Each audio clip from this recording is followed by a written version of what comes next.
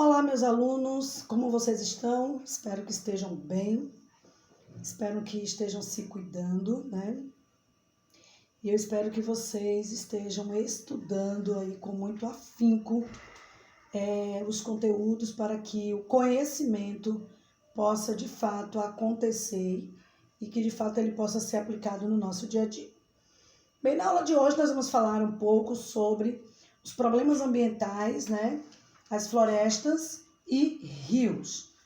E quando nós falamos de recursos naturais e problemas ambientais, nós vamos trazer em mente a ideia de problemas que vão surgir de forma natural e problemas que vão ser agregados aí a esse meio ambiente, a esses recursos, de forma feita pela ação antrópica.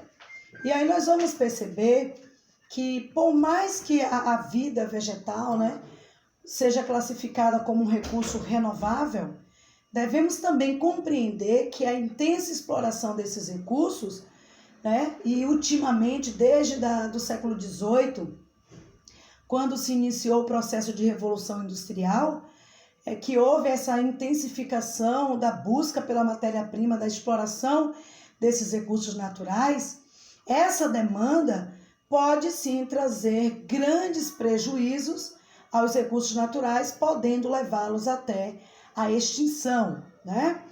Ou as poucas espécies que sobrarem dessa exploração serem protegidas por leis e estarem, né, reduzidos aí dentro de uma reserva ambiental. Nós podemos também dizer que quando há a extinção de algumas espécies, isso vai acontecer um grande desequilíbrio do ecossistema, tá? E principalmente quando nós nos referimos à extinção de plantas e de animais, né?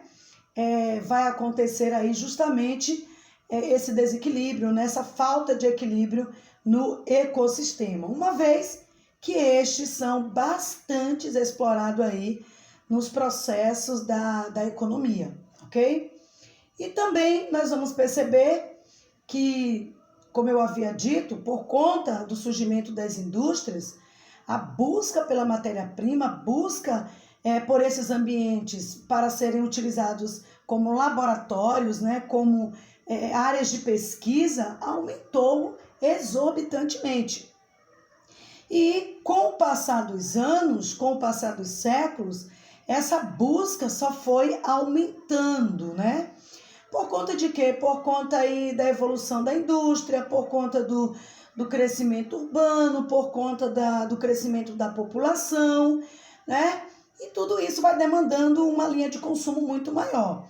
E aí nós vamos perceber que atividades extrativistas, como a própria agricultura, são responsáveis aí por se expandir em várias direções, retirando assim elementos considerados naturais da superfície do espaço geográfico. Para conter essa problemática, né, do uso exploratório, do uso predatório dos recursos naturais, vai surgir uma ideologia que ficou conhecida e veio agora no século em que nós estamos vivendo de forma muito pertinente, que é o desenvolvimento sustentável. O desenvolvimento sustentável, ele deixa de ser conceito e agora passa a ser um comportamento. Eu não posso mais conhecer o desenvolvimento sustentável apenas como um conteúdo distante ou apenas como um requisito para resoluções de questão. Eu preciso compreender a ideia de desenvolvimento sustentável para ser utilizado no meu dia a dia, para ser utilizado nas minhas práticas diárias. E quando eu falo de desenvolvimento sustentável, eu estou falando de algo que nós vamos utilizar do meio ambiente, porém vamos nos preocupar em deixar ou em preservar para as próximas gerações. Ou seja, todas as gerações que vão vir posteriores à minha, elas vão precisar também utilizar desses recursos. E para que elas possam também utilizar desses recursos, a geração atual precisa ter essa preocupação de usar e preservar, ok? Ou seja, é buscar um desenvolvimento social, econômico, urbano, voltado aí pelo princípio sustentável. Vamos utilizar, mas também vamos preservar, vamos devolver para a natureza, vamos respeitar o tempo que esse recurso precisa para poder se recompor para que outras gerações possam ser beneficiadas também desses recursos.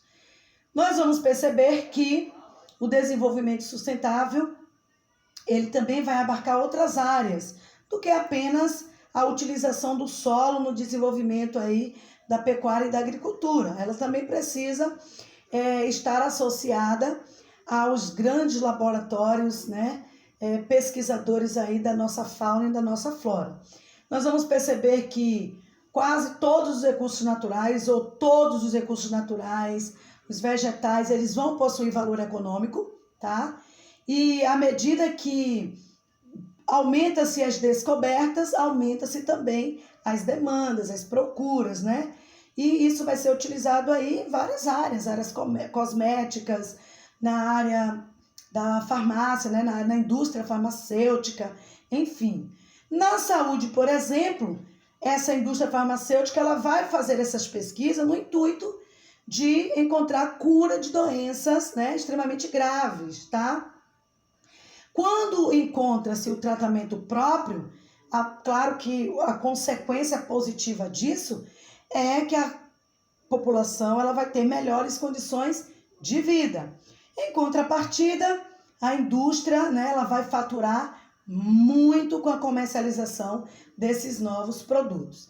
Aqui no Brasil, por exemplo, nós temos uma perfumaria, né, que vai utilizar muito dos nossos produtos aí da floresta amazônica, que é a Natura, né? A gente utiliza esses produtos e conhece bem, principalmente a linha Ecos. Ela vai ser, as suas fórmulas vão ser constituídas a partir de elementos que são retirados da floresta amazônica, que fica situada na região norte do Brasil. Nós vamos perceber também uma grande demanda, né? Quando esses produtos são descobertos, a grande problemática envolvida está relacionada aí a quem vai patentear essa descoberta. Normalmente, o país que fornece o laboratório de pesquisa não é o mesmo que vai patentear o produto. Por quê? Por conta da falta de verbas, por conta da falta de tecnologia. Então, os países desenvolvidos é que vão praticamente fazer todo o processo. Vão pesquisar, vão descobrir, né, novos elementos fundamentais para essas indústrias que nós estamos nos referindo. Em contrapartida, por eles serem dominadores da tecnologia e por eles serem os dominadores, né, do capital, eles também vão deter esses laboratórios, bem como vão patentear esses produtos, ok? O Brasil tem muitos recursos, né? O Brasil é riquíssimo nesses recursos, nessa matéria-prima para pesquisa, mas não tem aí um retorno financeiro positivo, né? Significativo, por vários motivos. Primeiro, porque ele não vai ter condições de patentear algumas descobertas. Segundo, por conta da biopirataria, né? Por conta das suas fronteiras largas, e ao falar de fronteira, nós vimos isso no 7º ano, né? Fronteiras como a Bolívia, como a Argentina e outros, vão facilitar o acesso a essa matéria-prima de forma ilegal. A biopirataria é justamente isso, é a exploração e a comercialização desses produtos de forma ilegal, sem permissão para serem coletados. Nós temos aqui alguns obstáculos, né, para conter a biopirataria. Justamente aí, como eu falei, né, as facilidades de transportar as substâncias, a distribuição das espécies para o exterior, né? Nós vamos ver que cada país é responsável aí pela regulamentação e pelo uso racional de sua biodiversidade. E um país vizinho pode fornecer com menor rigor aí leis né, que proíbam essa atitude, essa ação, tá? O mesmo que acontece com a parte vegetal é o que vai acontecer também com a parte animal. Outro fator é o desmatamento. O desmatamento ele vai acontecer justamente por conta aí da pecuária e da agricultura e do crescimento urbano, né? Do crescimento populacional. E por conta dessas demandas vão se desmatar aí boa parte da vegetação existente para se construir espaços habitáveis e para se construir também novos meios alimentícios para essas novas populações. Só que nós temos um grande problema. A retirada da cobertura vegetal, ela vai provocar problemas no solo, como processos erosivos, né? Nós vamos encontrar também um grande desequilíbrio climático. Nós sabemos que as árvores ela contribuem muito para o equilíbrio climático, os rios aéreos que vão trazer chuvas para algumas regiões, né? Nós sabemos que onde tem árvores acontece aí um maior número de chuva, enfim. E nós vamos perceber que essas florestas estão sendo derrubadas, né, pelos homens que têm os conhecimentos que eu estou dizendo para você aqui agora, mas que tem outras demandas que precisam ser, eu vou dizer, equiparadas, né? Que é habitats e também a alimentação. Nós vamos perceber que, além do desequilíbrio climático, né? Além da degradação do solo, além dessas duas que eu falei, temos também a degradação das redes de drenagem, né? Nós sabemos que boa parte da vegetação, ela também constitui uma mata ciliar, e nós vamos perceber também aí um grande desequilíbrio na biodiversidade. A gente sabe que tudo que tem na natureza é cíclico, né? Um está interligado ao outro. Quando um se quebra, desequilibra toda essa cadeia. Nós vamos perceber que o desmatamento ele vai causar problemas de forma local, de forma regional e também de forma global. A cobertura vegetal, ela também tem uma grande responsabilidade, que é filtrar as impurezas que são emitidas todos os dias para a atmosfera. Quando eu tiro essa cobertura vegetal, eu estou contribuindo para um acúmulo muito maior aí de partículas nocivas que são enviadas para a atmosfera, que vai contaminar o nosso oxigênio e que nós vamos expirar em algum momento, causando-nos problemas, doenças como problemas respiratórios. Atualmente, os países subdesenvolvidos são os principais responsáveis pelos desmatamentos, justamente por conta aí de questões comerciais, né? Eu já falei, a pecuária e a agricultura, e vai associar-se a esses problemas a extração de madeiras, né? As madeiras, elas são muito admiradas, muito requisitadas pelos países desenvolvidos, justamente porque nas áreas frias da terra utiliza-se muito madeira para as construções, porque ela é um isolante, né? Então, ela é muito requisitada.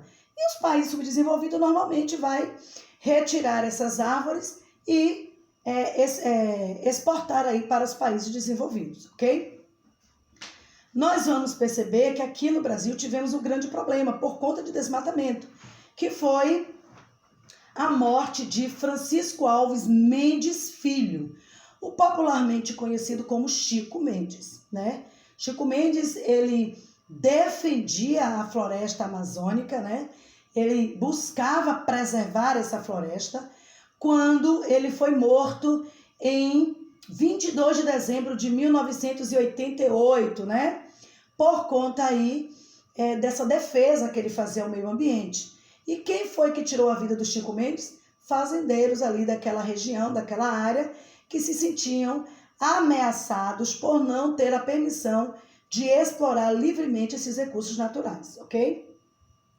Nós vamos perceber também que a degradação dos recursos naturais ela vai acontecer de diferentes níveis, tanto nos países desenvolvidos quanto nos países emergentes, tá? E nós vamos perceber também que os complexos parques industriais e o alto padrão de consumo são as principais causas aí da poluição do ar nos países ricos, tá? Isso não é novidade, para a gente, porque já discutimos isso em sala de aula, desculpe. Nós já discutimos sobre quem polui, né, quem não polui, quem é responsável aí por reintegrar essas estruturas.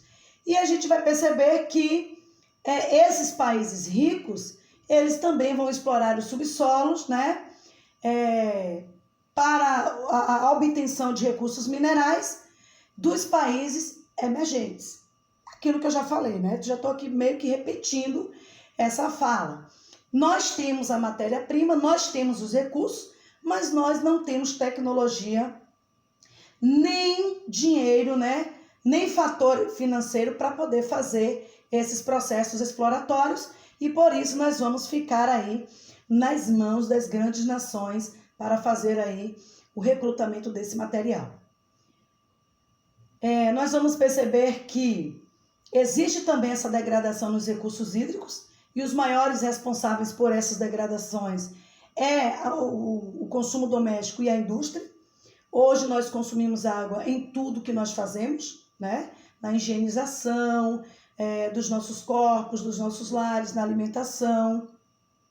E depois que essa água é utilizada, elas são despejadas de forma inadequada. Normalmente são jogadas nos oceanos. Nós não temos uma rede de esgoto aqui no nosso país sustentável. Então, todos os dejetos, todos os lixos são despejados aí nos oceanos ou em outros rios. Isso vai, ao longo prazo, nos causar diversos problemas, tá? E nós vamos perceber que a indústria também, além do consumo de água na sua produção, né? A gente viu em seminário, em sala de aula, que quantos litros de água eu gasto na criação de gado, né? Quantos litros de água eu gasto na produção de uma calça jeans. Então, essa água é meio que um desperdício, a não ser que a indústria reutilize, né? À medida que ela vai sendo utilizada, ela vai retornando aí para novos processos. E a indústria também, ela vai despejar os seus esgotos, né? Os seus dejetos em rios e em oceanos também, nos causando aí diversos problemas. Nós não vamos viver sem água. Portanto, precisamos também desenvolver consciência no uso deste recurso. Nós vamos perceber que a irrigação, apesar dela contribuir para algo útil, né? Nas áreas que não se chove muito, vai se utilizar o desvio dos cursos dos rios para a produção agrícola, porém, todavia, entretanto, alguns processos de irrigação podem nos causar problemas. Por quê? Porque dependendo de onde está a nascente desse rio, o desvio do seu curso pode permitir que ele deixe de existir. Então, precisa ter toda uma análise do que se deve ser feito quando um rio permeia uma área seca, uma área de clima árido ou semiárido, e se existe possibilidade do desvio do curso desse rio. Caso haja essa possibilidade, muito bem, vai salvar a vida aí de muitos povos que vivem em condições precárias. Caso não haja essa possibilidade, precisa-se estudar uma nova condição para aí contribuir na produção deste tipo de área, desse tipo de solo, tá? Com o passar do tempo, essas técnicas foram sendo aperfeiçoadas, né? E estão contribuindo aí para povos que vivem em áreas de climas como esse. Tem um problema com a irrigação, que é a falta de manutenção dos equipamentos que são utilizados, e a falta dessa manutenção pode causar desperdício de água, né? E como nós estamos falando de utilização de recursos naturais e a sustentabilidade, desperdício é uma palavra que não deve existir nem no nosso vocábulo, nem no nosso comportamento. Vamos ter os aquíferos, que são conhecidos como águas subterrâneas, né? Eles vão ficar alojados aí em rochas porosas e essas rochas, elas vão estar em estado sólido, né? Claro, óbvio. Porém, em seus poros e suas fraturas, elas vão armazenar aí essas águas. No Brasil, nós temos dois que são bem conhecidos, que é o aquífero de Guarani. Ele existe no território brasileiro e em 4 países que fazem fronteira com o Brasil, que é o Paraguai, Uruguai, Argentina, e se não me falha a memória, Bolívia. E nós temos o aquífero conhecido como o Alter do Chão. Ele vai estar localizado bem no extremo norte, noroeste da região nordeste e vai permear também a região norte do Brasil. Então nós temos bastante água aí e precisamos de defensores, porque as nações desenvolvidas já esbugalharam os seus olhos sobre os nossos recursos que temos, né? Então vamos ficar de olho para a gente se manifestar toda vez que for necessário. E aí, como eu falei, esses aquíferos, eles armazenam aí água para a nossa utilização. Caso algum dia falte água potável em nossas torneiras, dele vai vir aí essa contribuição, ok? Os aquíferos são abastecidos, né, pelas águas das chuvas também, que vai ser infiltrado e que vai aumentar aí o nível do lençol freático. Nós vamos perceber que a exploração indiscriminada dos aquíferos pode provocar aí alguns problemas ambientais, como afundamento de terrenos, né, que vão ser constituídas por rochas de maior fragilidade, tá? Pode acontecer também aí o esgotamento dessa reserva subterrânea, enfim, então são problemas que vão estar associados justamente por conta aí da exploração indiscriminada. As enchentes é um problema que está associado à ação antrópica, né? A retirada da cobertura vegetal, a cobertura do solo permite que essas águas escoem com maior velocidade. Tem também a questão de construção de ruas, de bairros, de cidades em áreas de várzea e que quando chove muito o solo não tem capacidade de infiltrar essa água, né? Esse número exorbitante aí de metros cúbicos. E aí vai acontecer o quê? Vai acontecer enchentes que posterior vai vir grandes problemas como doenças, né? Aqui no Brasil a gente já enfrentou a leptospirose, né? Por conta de enchentes e ali o xixi do rato que contaminou muitas pessoas alguns anos anteriores. Então nós vamos perceber também que essas enchentes pode prejudicar a alimentação dos aquíferos, né? Temos que ter esse cuidado aí do que é que nós estamos disponibilizando no solo, porque aquilo que a gente semeia, a gente pode colher a qualquer momento. A pesca é outra questão, né? Ela vai permitir a exploração das espécies da fauna marinha, mas tem que ter cuidado, né? A pesca tem que ter toda uma análise do período que pode ser retirado algumas espécies para que não haja extinção dessas espécies que são utilizadas aí para a economia, para a alimentação humana, no turismo, enfim. E aí a gente vai perceber que os países que mais se beneficiam da pesca é a China, o Chile e a Noruega, né? Porém, o homem, por conta da sua ganância, tem utilizado métodos e técnicas que não são favoráveis aí com o meio ambiente, ok? Hoje, o meio de pesca mais recomendado, né, mais saudável, é a pesca por satélite, né? Onde o cardume ele vai ser monitorado para ser pego aí por esse pescador sem causar danos às suas espécies, ok?